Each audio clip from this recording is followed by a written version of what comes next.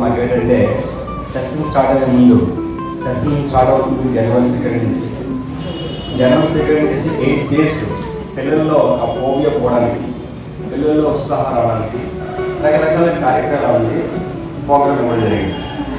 ఆ ప్రోగ్రాంలోనే మన స్కూల్ వారు అందరూ కష్టపడి 2వ తారీఖు నుంచి బుక్స్ ఇవ్వడం, తర్వాత గ్రాడ్యుయేషన్ సెరమనీ చేయడం, అలాగే రకరకాలుగా ఈ నో డ్రగ్స్ అనేది మనకి ర్యాలీ ఒకటి మన సొసైటీలో చాలా ఆనందంగా అనిపిస్తుంది నాకు. మీ అందరికీ జోహార్లు. నాకు 2 పిల్లలు ఉన్నారండి. నాకు ఒక అమ్మాయి ఉంది, పెద్ద అమ్మాయి, తర్వాత అబ్బాయి. వాళ్ళిద్దరికీ తెలుగు నేర్పించడం కోసం ఎంత కష్టాలు పడ్డారంటే నేను చెప్పలేను మీకు. ఎందుకంటే నేను ఆంధ్రాలో లేని ఇప్పుడు వెస్ట్ బెంగాల్లో ఉన్నాను కాబట్టి వాళ్ళందరికీ ఏంటనిపిస్తూ ఉండేదంటే అన్ని భాషలు వచ్చి వాళ్ళకి, కానీ తెలుగు రాదు. అయితే మీ మాతృభాష మీద మీకు ఎంత ప్రేమ ఉందో దాన్ని బట్టి కూడా మీరు ముందుకు వెళ్తారు జీవితంలో. సో మీ మాతృభాషని మీరు వదులుకోక్కర్లేదు. మీరు ఏ భాషనైనా తీసుకోవచ్చు తర్వాత. అంటే మీరు బెంగాలీ చదవచ్చు, ఇంగ్లీష్ చదవచ్చు, ఇంకా వేరే. నాకు 5 భాషలు వచ్చు. నాకు కన్నడం వచ్చు, బెంగాలీ వచ్చు, తమిళ్ వచ్చు, ఒరియా అయితే సంస్కృతం వచ్చు, నాకు తెలుగు సొంత భాష, మాతృభాష. అంచేత నాకు ఏ భాష వచ్చినా కానీ తెలుగు నా మాతృభాష, దాని మీద మనం గర్వించాలి. అంచేత ఈ ముందు మాటతో నేను కొన్ని మీ ముందు కొంచెం షేర్ చేసుకుంటాను నా అనుభవం అనేది ఏంటి. అండ్ ప్రయత్నం చేస్తాను మిమ్మల్ని మోటివేట్ చేయడానికి. మీ అందరిలోని ఆ వెలుగు ఉంది, కానీ అందరం ఆ వెలుగుని ముందుకు చూడం. మనం నిరుత్సాహం ఎక్కువ, ఉత్సాహం తక్కువ అన్నట్టుగా ఉంటాం మనం జీవితంలో. కానీ అలా ఉండడం అనేది సామాన్యులకి అలా ఉంటారు అందరూ. కానీ ఉత్సాహంతో ముందుకు వెళ్ళడం చాలా అవసరం జీవితంలో. నిరుత్సాహపడడం అనేది సామాన్యం అందరికీను, కానీ ఉత్సాహంతో ముందుకు వెళ్ళడం చాలా ముఖ్యం. నేను డాక్టర్ అవుదాం అనుకున్నానండి. ఇప్పటికీ కూడా నాకు ఇప్పుడు నా వయసు మీకు తెలియదు, నేను చెప్పను.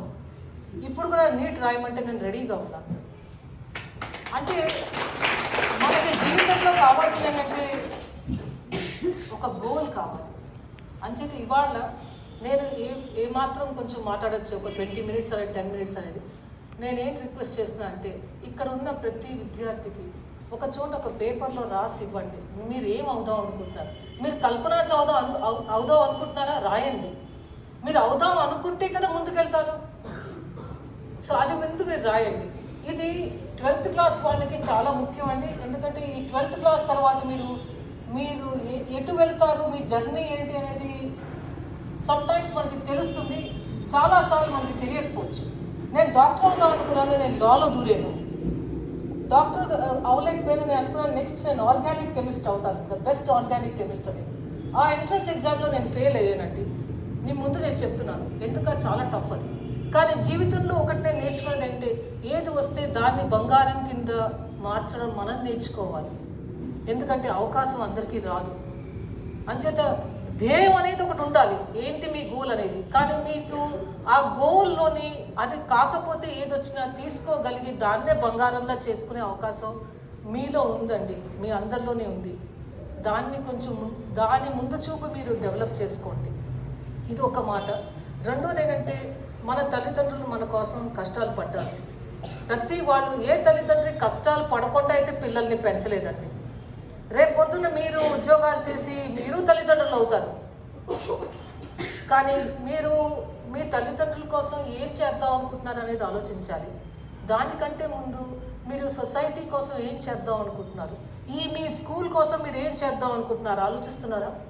మీరు చిన్న వయసులో ఆలోచిస్తారండి చాలా ముందుకు వెళ్తారు. ఆది శంకరాచార్యులు అండి, ఆయన వయసు ఎంతో కాదండి, చాలా చిన్న వయసులో వాళ్ళ అమ్మగారు పోయారండి. కానీ ఆయనలో ఆ దివ్యశక్తి ఉండింది. ఎక్కడికి వెళ్ళి పెట్టారండి? టెంపుల్ ఎక్కడ సెటప్ చేశారండి? కేదార్నాథ్, అక్కడికి ఎక్కడికో వెళ్ళి సెటప్ చేశారు. దేశం నలుమూలలో ఆయన టెంపుల్ సెటప్ చేశారు. చాలా చిన్న వయసులో ఆయనకి దివ్యజ్యోతి ఉండింది. అలా అందరికీ ఉండదండి, మనకు ఉండకపోవచ్చు. కానీ మనకి ఏది ఉందో దాన్ని ముందుకు తీసుకుని వెళ్ళడం చాలా అవసరం. మీరు ఇప్పుడు మన ఫ్రీడమ్ ఫైటర్స్ చూడండి, లేకపోతే ఇప్పుడు అబ్దుల్ కలాం గారు అనుకోండి, నిన్న చిదంబరం గారు ఐ హర్డ్ దట్ ఈ పాస్డ్ అవే అని. ఆయన కూడా he was a great scholar. అలాగే మన దేశంలో చాలామంది లీడర్స్ ఉన్నారండి, చాలా చాలా చాలా ప్రొఫెషన్స్లో లీడర్స్ ఉన్నారు. పోలీస్ వ్యవస్థ అనుకోండి, టీచింగ్ వ్యవస్థ అనుకోండి, ఏదో ఒక వ్యవస్థలో, లా అనుకోండి, సైన్స్ అండ్ టెక్నాలజీ అనుకోండి, మీకు ఏది ఇష్టం అంటే దానికోసం కృషి చేయడం చాలా ఇంపార్టెంట్. మీరు కృషి చేస్తే అది నాకు వేటూరు సుందరరామూర్తి గారు గుర్తొస్తారు, మహాకవి. కృషి ఉంటే మనుషులు ఋషులు అవుతారు, మహాపురుషులు అవుతారు. నేనే ఎంతో అది ఆయన సాహిత్యం అనండి, అది చాలా అంటే అది ఇంకా ఆయనలో దేవుడి అంశం ఉందనిపిస్తుంది, అంత బాగా రాయగలిగారు ఆయన. అయితే దేవుడు అందరికీ అన్నీ ఇచ్చాడండి, కానీ మనం ఎంత వాడుకుంటున్నాం అనేది చాలా ముఖ్యం. అంచేత మీరు చిన్నపిల్లలు అనుకోకండి, రేపు పొద్దున రాష్ట్రానికి మీరే ముఖ్యం. మేమందరం చాలా కొంతవరకు వచ్చాం, మేము ఇప్పుడు టీచర్లో, కానీ మేము ఇంకా సాధించగలిగేది అంత లేదు, కానీ మీరు సాధించగలిగేది ఇంకా చాలా ఉంది. ఎందుకంటే మీ దగ్గర టైం ఉంది. అంచేత మీరు నిర్ణయించుకోండి, నేను ఏదో అవ్వాలి, నేను ఏదో చెయ్యాలి, దాని మీద ఉండండి. మీరు ఇది పెద్ద అది చిన్న అనేది ఏమీ లేదు. మీరు లాయర్ అవుతారో అది కూడా మంచిదే, సైంటిస్ట్ అవుతారో అది కూడా మంచిదే. ఏదైనా ఏదో ఒక వ్యవస్థలో వెళ్తే దాంట్లో రాణించడం నేర్చుకోవాలండి, దాంట్లో ఎక్సలెన్స్ కావాలి. So please make excellence your habit. ఇవాళ నేను 3ంటికి నేను క్లాస్ తీసుకోవాలి పిల్లలకి, అయితే నాకు కనీసం 16 సంవత్సరాల నుంచి నాకు ఎక్స్పీరియన్స్ ఉంది టీచర్గా, కానీ నేను ఇప్పుడు కూడా చదువుకుని వెళ్తాను క్లాస్కి. అంటే మనం కృషి చెయ్యాలి, అంటే నేనైనా కృషి చెయ్యాలి, మీరు కూడా కృషి చెయ్యాలి. అంటే మీకు చెప్తున్నానంటే నేను చేయటం లేదు అనుకోవద్దు. సో మనం కృషి చేస్తే చాలా ముందుకెళ్ళగలం. కృషి అనేది చాలా ఇంపార్టెంట్. సో ఇప్పుడు మీరు కృషి చేయండి.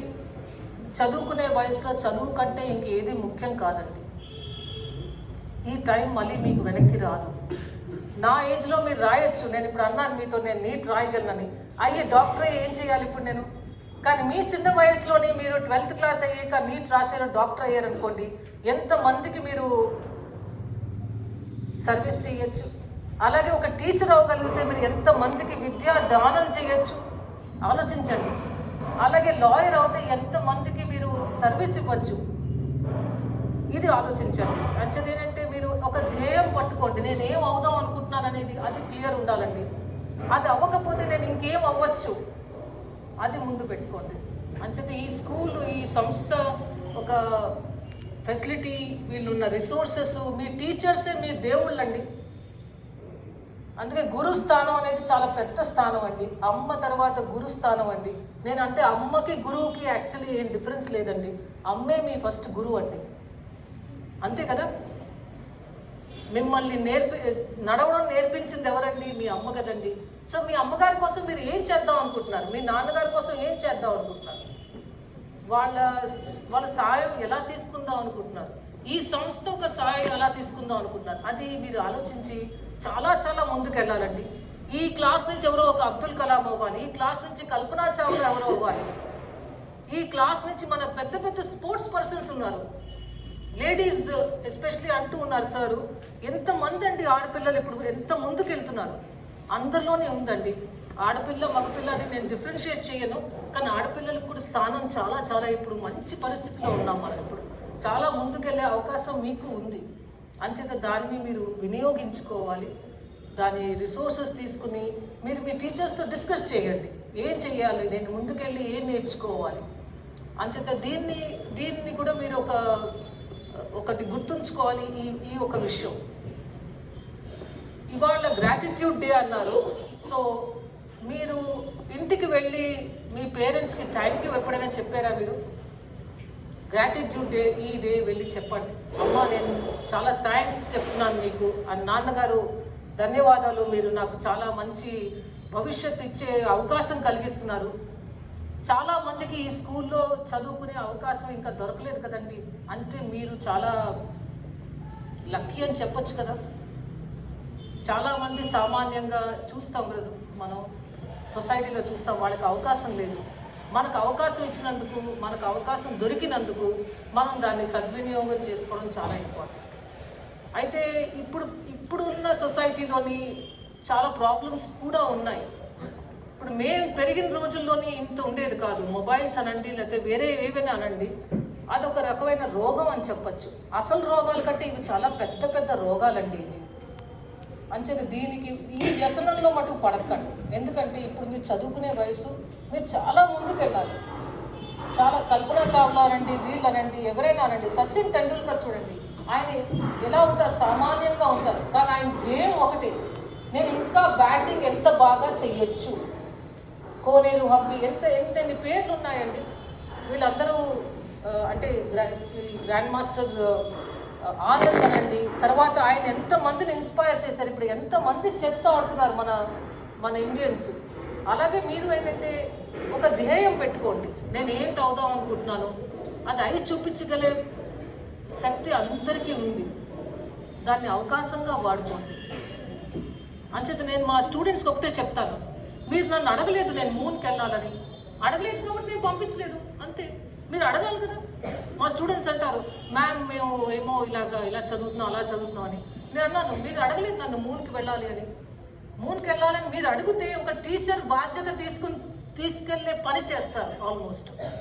సో అడగనందే అమ్మ కూడా అన్నం పెట్టదు కదండి. ఇది మీరు తెలుసుకోవాల్సిన మాట. అంచేత మీ టీచర్స్ వాళ్ళ దగ్గర ఉన్న నాలెడ్జ్ని మీరు తీసుకోగలగాలి. ఈ సొసైటీలో ఉన్న రిసోర్సెస్ని మీరు వాడుకోగలగాలి. నేను వస్తున్నప్పుడు సురేంద్ర గారితో అన్నాను అనమాట, మా దగ్గర తెలుగు స్టూడెంట్స్ ఉన్నారు, ఐఐటి స్టూడెంట్స్. ఇప్పుడు క్లాస్కి వెళ్తున్నాను నేను 3 o'clock. అందులో కూడా నా తెలుగు పిల్లలు ఉన్నారు స్టూడెంట్స్. వాళ్ళకి నేను చెప్తాను, ఎప్పుడైనా కుదిరితే వాళ్ళతో నేను కూడా రావడానికి ప్రయత్నిస్తాను. మీకు ఏమైనా కోరికలు ఉంటే మీరు వాళ్ళతో డిస్కస్ చేయొచ్చు, వాళ్ళతో మాట్లాడచ్చు, ఒక సలహా తీసుకోవచ్చు. మీ అభిప్రాయం కూడా వాళ్ళతో షేర్ చేయొచ్చు. చూడండి, మీరు చిన్నవాళ్ళైనా కానీ మీ నుంచి నేర్చుకునే అవకాశం కూడా మాకుంటుంది, మా నుంచి నేర్చుకునే అవకాశం మీకు ఉంటుంది. అంచేత మీరు పిల్లలనే కాబట్టి మీకు ఏమీ తెలియదా అనుకోవడానికి కాదు, మీకు కూడా చాలా తెలుసు. అంచేత మీకు ఏదైనా అవకాశం ఇవ్వడానికి ఒక ఇది ఉంది అంటే మేము డెఫినెట్లీ వచ్చి మా స్టూడెంట్స్తో నేను కూడా రావడానికి ప్రయత్నిస్తాను. లేదా అట్లీస్ట్ ఐఐటి స్టూడెంట్స్కి నేను రిక్వెస్ట్ చేస్తాను, వాళ్ళు వచ్చి మీకు ఏమైనా సాయం చేయగలరా అని. ఒక చిన్న సంఘటన మీతో షేర్ చేస్తాను. నేను ఇలా సామాన్యంగా వెకేషన్ టైము, గ్రేడ్ సబ్మిషన్ అయిపోయింది. ఐఐటి పిల్లలకి గ్రేడ్ ఇస్తాం కదా మేము, పరీక్షలు అవన్నీ అయ్యాక. అప్పుడు ఓ రోజు ఇలాగే డిపార్ట్మెంట్కి వెళ్తుంటే ఒక చాలా వయసున్న ఒక అతను ఒక అమ్మాయితో వచ్చారనమాట. అయితే మా సెక్యూరిటీ అతను అన్నారు, మేడం ఆయన మిమ్మల్ని కలవడానికి వచ్చారు అండి. చూడగా అనిపించింది ఎవరో పరిచయం లేని మనిషి, ఎందుకు వచ్చారో తెలియదు. సరే అని అడిగాను, ఏమిటండి అంటే, లేదంటే పలానా వాళ్ళు ఎవరో చెప్పారండి అని. నేను ఇలాగ తాల్ బగీచాలో ఉంటానండి, మా అమ్మాయి ఏమో ఇలాగ ఇంజనీరింగ్ చేయాలి, డాక్టర్ అవ్వాలని చాలా కోరికగా ఉంది, మీ దగ్గరికి వచ్చాను నేను. ఆ అమ్మాయికి నేను తను లాయర్ అవ్వాలని నా కోరిక అని. సరే ఇదేదో కొంచెం మనం డిస్కస్ చేస్తే కానీ తెలియదు కదా అని, రండి నా రూమ్లో కూర్చొని మాట్లాడదామని. అప్పుడు తండ్రి ఏమో తను లాయర్ అవ్వాలని చాలా కోరిక, అమ్మాయికి ఏమో డాక్టర్ అవ్వాలని చాలా కోరిక. ఇప్పుడు ఏం చేయాలి చెప్పండి? ఇప్పుడు నా సలహా ఎలా ఉండాలని చెప్పండి? తండ్రి కోరికని మానేయొద్దని చెప్పాలా, నీ కోరికని చంపేసుకోమని చెప్పాలా, ఏం చేయాలి చెప్పండి? అప్పుడు నేను మాట్లాడాను అనమాట, తండ్రితో కూడా మాట్లాడాను, అమ్మాయితో కూడా మాట్లాడాను. చెప్పి నీకేంటి అవ్వాలో ఉందమ్మా? మేడం నేను డాక్టర్ అవుదాం అనుకున్నాను. నేను ఉండు, దాని మీదే ఉండు, కానీ డాక్టర్ అవ్వలేకపోతే లాయర్ ట్రై చేస్తావా? ట్రై చేయొచ్చు కదా. సో ట్రై చేయడంలో తప్పు లేదు. సో తనంటే అలాగే మ్యామ్ నేను ట్రై చేస్తాను, మా నాన్నగారు చాలా అంటున్నారు లాయర్ అవ్వాలి అనేసి. నేను సరే నీ కోరిక నీకు ఎలా కావాలంటే నువ్వు అలా చేయి, నువ్వు డాక్టర్కి నువ్వు కోరుకున్నావు కాబట్టి దానికి ప్రిపేర్ అవ్వు. లేదా లా చేయాలనుకున్నావు అనుకో, దానికి ట్రై చేయొచ్చు. సో ఆయన అన్నారు, మేడం మీ దగ్గర ఏదైనా బుక్ ఉంటే ఇస్తారంటే క్లారిటీ క్వశ్చన్ పేపర్స్ బుక్ ఉంది నా దగ్గర, తీసిచ్చాను. మరి ఆ అమ్మాయి ఇప్పుడు ఏ డాక్టర్ అవుతుందా లేదా లాయర్ అవుతుందా తెలియదు, కానీ ప్రోత్సహించడం మా పనండి. అంతవరకు అంతకంటే ఇంకోటి ఏం లేదు. అంచేత మీ టీచర్స్ కూడా ఇక్కడ మిమ్మల్ని ప్రోత్సహించడానికి కోసమే వాళ్ళ ధ్యేయం అది. మిమ్మల్ని పాఠాలు చెప్పడం ఒకటే కాదు, మిమ్మల్ని ప్రోత్సహించడం కూడా వాళ్ళ ఇది. అంచేత అదే తీసుకోండి, ఆ ప్రోత్సాహం తీసుకుని మీరు నిర్ణయించుకోవాలి మీరు ఏంటి అవుదాం అనుకుంటున్నారు. మన భారతదేశం చాలా చాలా చాలా దేశాల కంటే చాలా పురాతన దేశం అండి. కల్చర్ పాయింట్ ఆఫ్ వ్యూ చెప్తే culturally we are one of the oldest in the entire thing. తర్వాత మనకి ఎన్ని డిఫరెంట్ కల్చర్స్ ఉన్నాయండి మన దేశంలో. తెలుగులోనే ఎన్ని ఉన్నాయి మనకి, తెలుగు భాషలందు అంటారు కదా. సో మనకి అది ఒక అదృష్టం, మన భాషని అలా రికగ్నైజ్ కూడా చేశారు ప్రపంచం అంతటా. అంచేత you should feel proud and also keep a goal అండి. ధ్యేయం లేకుండా ఎప్పుడు పని చేయకూడదండి, ఎప్పుడు ధ్యేయం ఉండాలి. అనుకుంటే చేయగలమండి, అనుకోకపోతే ఏమీ చేయలేం. అంచేత మీరు అనుకోండి, నేను ఇవాళ వచ్చినందుకు 10 నిమిషాలు వచ్చినందుకు రేపు పొద్దున్నే మీలో ఎవరైనా డాక్టర్లు అవడం, డాక్టర్లే అవ్వక్కలండి, ఒక మంచి సెక్యూరిటీ గార్డ్ అవ్వండి ఆనెస్ట్గా, అది కూడా ఒక అచీవ్మెంట్ అండి. అంటే అందరూ డాక్టర్లే అయిపోకలేదు, అందరూ లాయర్లే అయిపోకలేదు, అందరూ ఇంజనీర్లే అయిపోకలేదు. మీరు ఏది చూస్ చేసుకుంటే దానిలోని రాణించండి, పేరు తీసుకురండి, మీ స్కూల్కి పేరు తీసుకురండి. అండ్ అలా చేసిన రోజు అంటే అందరూ గర్వపడతారు, అలా చేసుకున్న రోజు అందరం గర్వపడతారు. నా క్లాస్లో ఒక అబ్బాయి ఉన్నాడండి, కేశవ్, పేరు చెప్తున్నాను మీకు. ఆ అబ్బాయి ఇప్పుడు నోయిడాలో ఉంటున్నాడు. ఆ అబ్బాయి ఏమో వాళ్ళ నాన్నగారు బిజినెస్ టేక్ కేర్ చేస్తున్నాడు. అయితే ఆ అబ్బాయి LLB అయిపోతున్న రోజుల్లో నేను అడిగాను, కేశవ్ నువ్వు ఏం చేద్దాం, అందరూ లా ఫర్మ్ అని కంపెనీస్ అని, నేను ఇది చేస్తాను అది చేస్తాను, నాకు ఇక్కడ హైరింగ్ అయింది ప్లేస్మెంట్ అయిందంటే కేశవ్ కామ్గా కూర్చున్నాడు. నేను అన్నాను, కేశవ్ నువ్వు ఏం చేద్దాం అనుకుంటున్నావు అంటే అన్నాడు, మ్యామ్ నేను ఈ LLB అయిపోయింది కదా, మా నాన్నగారి బిజినెస్ నేను చూడాలి మేడం అని. మంచి పని చేస్తున్నావు, మంచి పని చేస్తున్నావు. నువ్వు ఒక ఇంటి ఒక ఒక ఇంటికి నువ్వు ఒక సపోర్ట్గా ఉన్నావు, అది కూడా ఇంపార్టెంట్ కదా. ఇప్పుడు ఆ అబ్బాయి బిజినెస్సే కాదు, లాలో కూడా బాగున్నాడు. అంచేది ఏది పెద్దది ఏది చిన్నది అని కాదండి, మీరు దేంట్లో చేస్తారో దాంట్లో సంతృప్తి, దాంట్లో ముందుకు వెళ్ళడం నేర్చుకోండి. ఇంతకంటే నేను ఇంకేం చెప్పలేను. ఆల్ ద బెస్ట్ మీకు. అండ్ ఇలాగా నాకంటే ఎవరైనా నాలాగా మీలో ఒకళ్ళు ఇలా ముందుకు వచ్చి మాట్లాడగలగాలి ఇన్ ద ఫ్యూచర్, నాకంటే ఇంకా బాగా మాట్లాడగలగాలి. ఆ ఉద్దేశంతో మీ అందరికీ ఆశీస్సులు. అండ్ గాడ్ బ్లెస్ యూ అండి. అండ్ టేక్ ఇట్ ఫార్వర్డ్ అండి.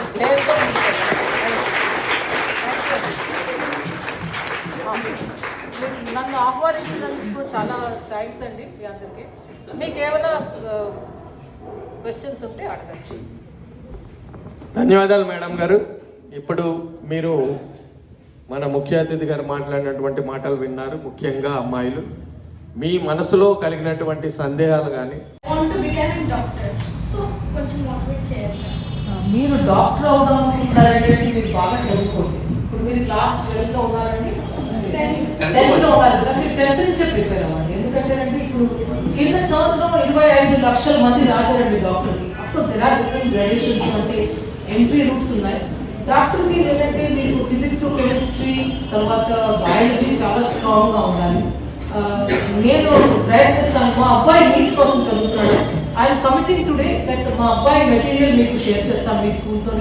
ఎవరు డాక్టర్ అవుదాం అనుకుంటారో వాళ్ళకి అట్లీస్ట్ నేను అయితే మీరు ఎవరైనా చదవగలుగుతారంటే ఆ పుస్తకం ఇస్తాను. డెఫినెట్గా ప్లీజ్ మీ పేరు ఏంటన్నారు సార్కి ఇస్తాను. సో దట్ ఆయన దగ్గర సెలెక్ట్ చేసుకొని చదవండి, అలా నిమగ్నంగా చదవాలండి అంతే. చాలా ఉత్తమం అండి. మనకి టీచర్స్ కావాలి, డాక్టర్స్ కావాలి, మనకి టీచర్స్ కావాలి. ఇప్పుడు ఏంటవుతుంది అంటే చాలా ఇన్స్టిట్యూషన్స్లో మీ టీచర్స్ లేరండి, మంచి టీచర్స్ లేరు. ఇప్పుడు మా స్టూడెంట్స్ కూర్చోండి, మా స్టూడెంట్స్ అస్తమాట అడుగుతుంటారు, మ్యామ్ మీరు పీపీటీ ఎందుకు ఇవ్వడం లేదండి, పవర్ పాయింట్ ప్రెజెంటేషన్ చేశాను. నేను ఇప్పటికీ కూడా దాని మీదే చెప్తాను, క్లాస్లో బ్లాక్ బోర్డ్ మీదే చెప్తాను. మా స్టూడెంట్స్ ఫీడ్బ్యాక్ కూడా ఇస్తారు, ma'am is very good but PPT is not being given అంటారు. నేను పీపీటీ అస్సలు ఇవ్వను. నేర్చుకునే పద్ధతి ఏంటంటే మనకి గుర్తుందండి, అలా మన స్లేట్ మీద రాసుకుని నేర్చుకోవాలి, అలాగే బుక్ మీద రాసుకుని నేర్చుకోవాలి, అలాగే బ్లాక్ బోర్డ్ మీద రాసుకుని నేర్చుకోవాలి. I hope you can become a teacher like that. ఎందుకంటే ఇప్పుడు అందరం అవసరం అనండి అనవసరం అనండి ఆన్లైన్కి అలవాటు పడిపోయాము, దానివల్ల రాసే శక్తి. సో మోటివేట్ చేయాలి.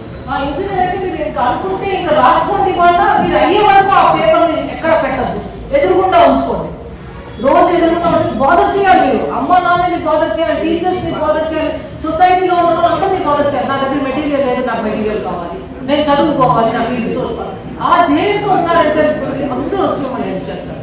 తర్వాత ఇంజనీరింగ్కి మీకు తెలుసు కదా, వెబ్సైట్ నుంచి మీరు డౌన్లోడ్ చేసుకోవచ్చు. ఎన్టీఏలోని మాక్ టెస్ట్లు ఉన్నాయి.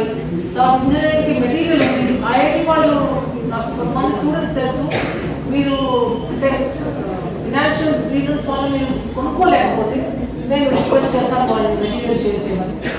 ప్రిపేర్ అవ్వాలి. ఇంజనీరింగ్లో కూడా చాలా ఉన్నాయండి స్ట్రీమ్స్.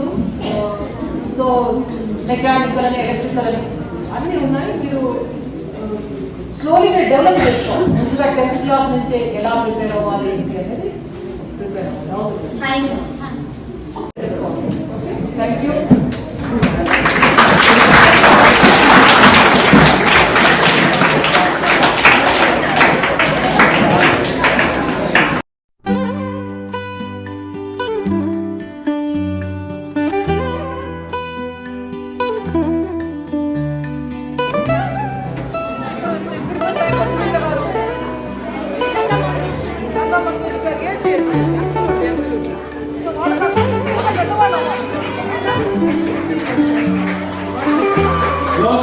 ఐపీఎస్ మమ్మల్ని కాపాడాలి.